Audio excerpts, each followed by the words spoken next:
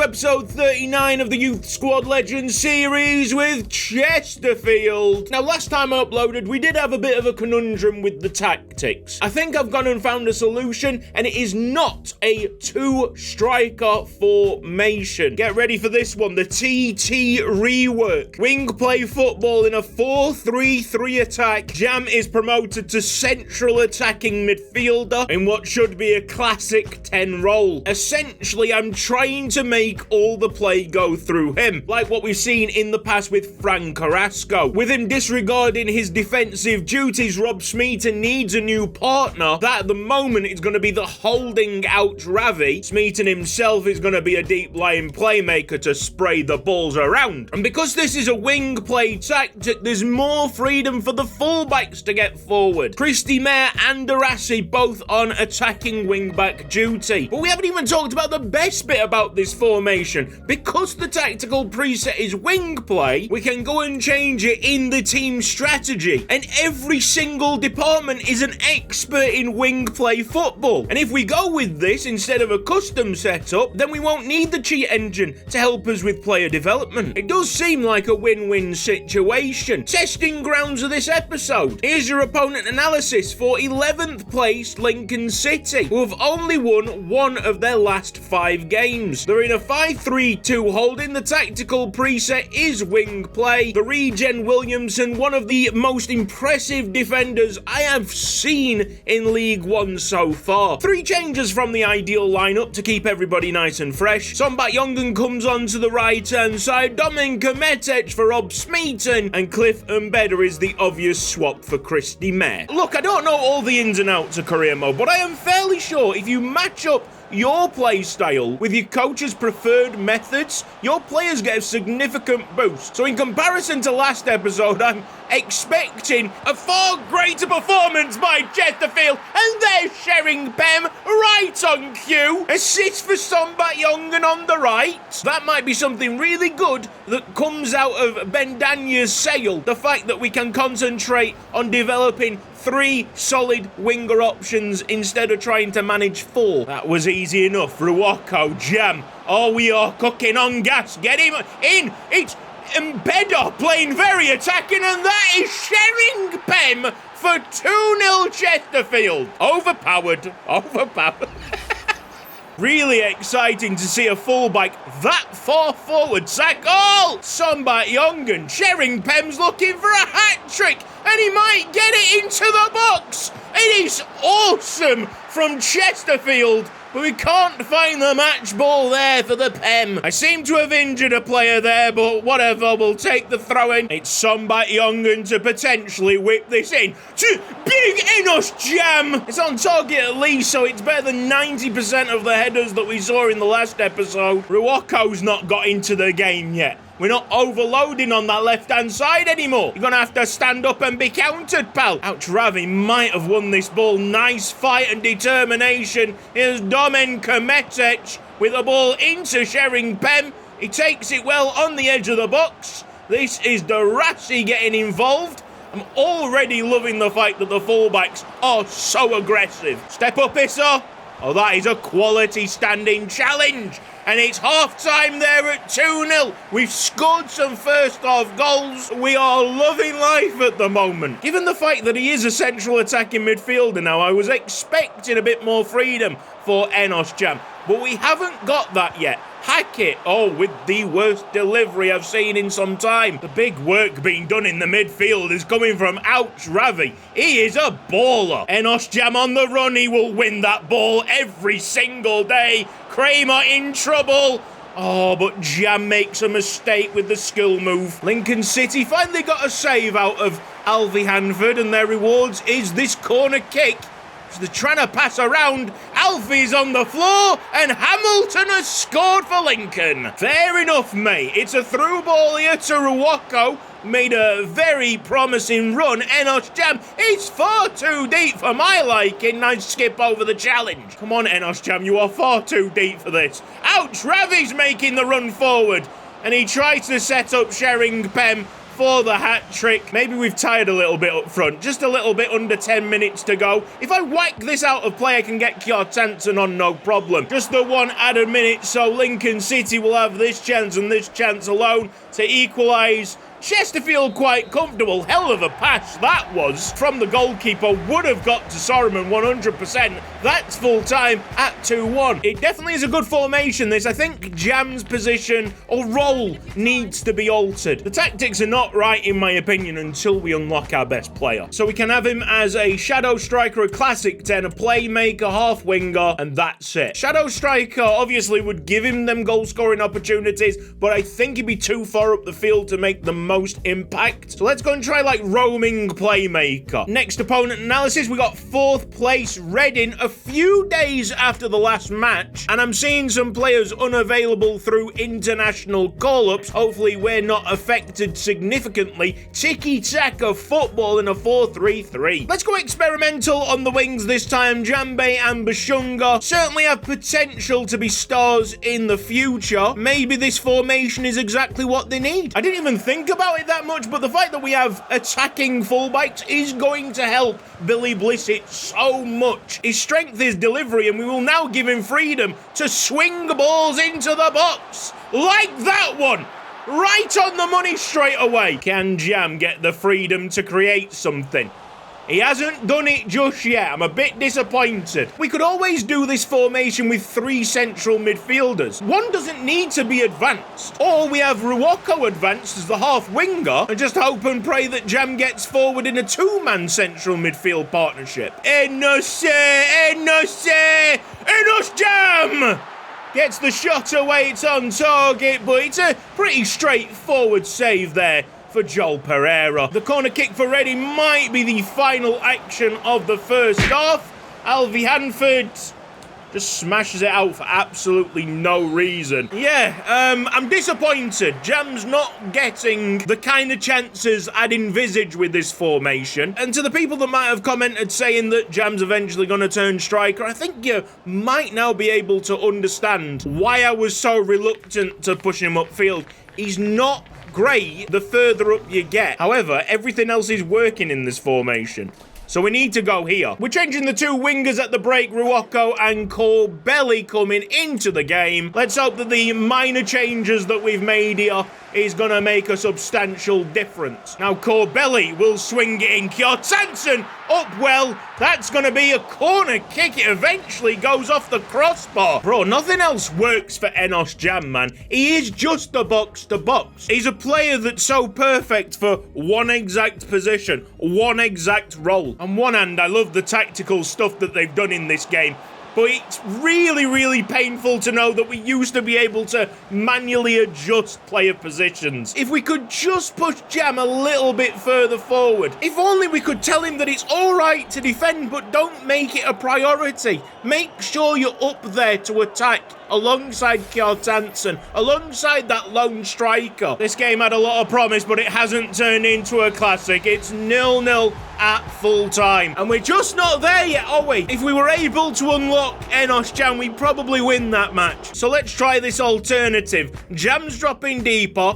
Ruoko in the cam role. We want Ruoko as the half winger. Ruoko vacating the middle of the park should mean that Jam gets up. Oh, he needs to get up because next fixture in 3 days, 2 days, it's Bristol Street Motors Trophy time. Semi-finals, 1 win away from Wembley. Oxford United setting up in a 4-1-4-1 tiki-taka style football. Smeaton and Christy May not able to feature, so Domin Kometic and Mark Tegger are in, but this is a very strong lineup. These tactical episodes do my head in, because you know that you are so close to something, but it's about tinkering and trying to find that right recipe. Over the top, it's Shering Pem early on. It's another goal for Big Shering. Well, whatever formation we use, he seems to be in amongst the goals. He's enjoying life at the moment. Issa might be the first one to get this. Yes.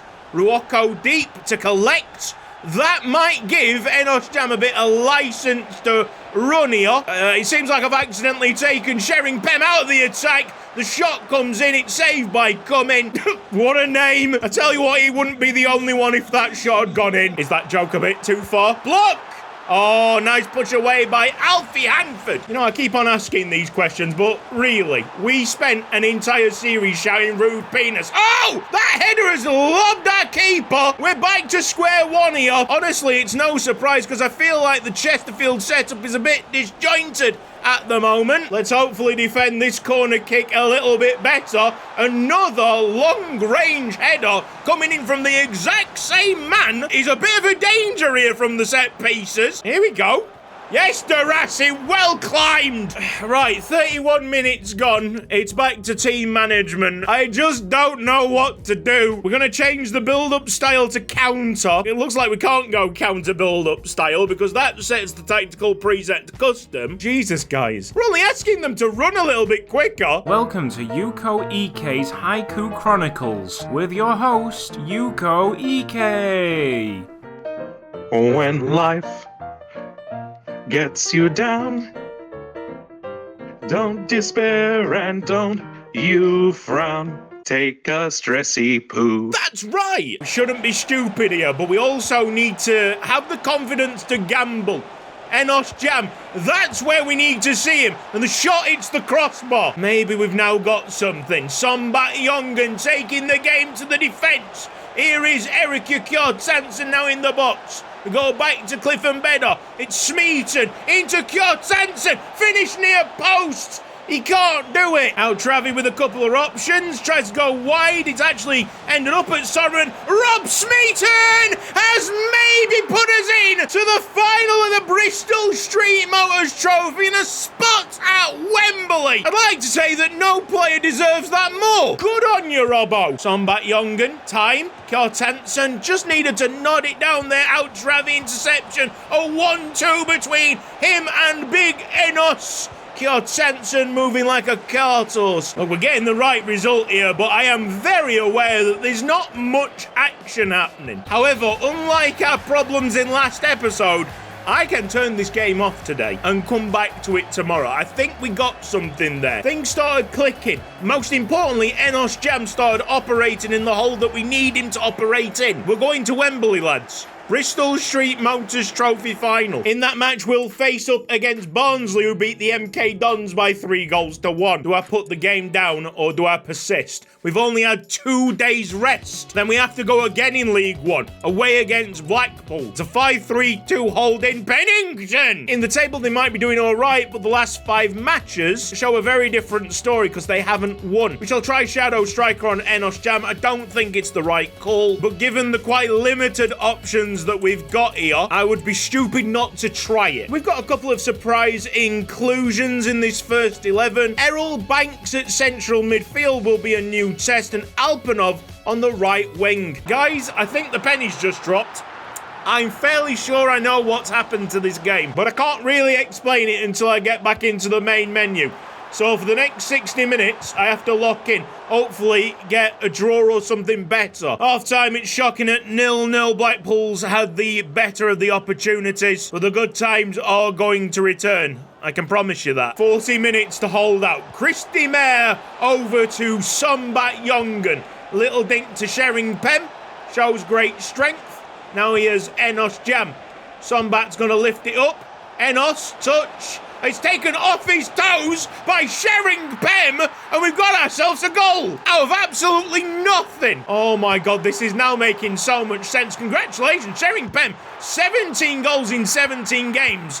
What a great season he's having. I'm like a detective that's just solved a crime. I've had that light bulb moment. Please let me finish this game. We got just under 12 minutes to go. Sombat Jongen going to take the long way round. Maybe. 2 added minutes. 2 added minutes. We could play this around, lads.